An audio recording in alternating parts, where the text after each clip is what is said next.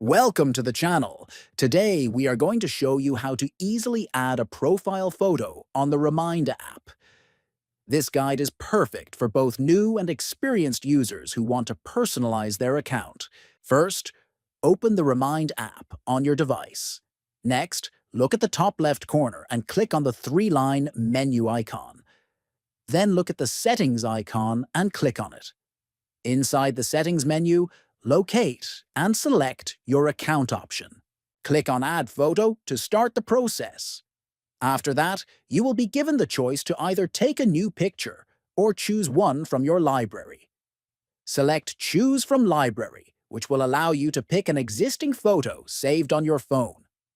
Finally, browse your phone's gallery and select the photo you want to use as your profile picture.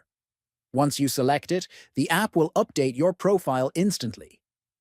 Your new photo will now be visible on your account and for anyone who interacts with you on the Remind app. Don't forget to subscribe to the channel, like the video, and share it with friends. Thanks for watching.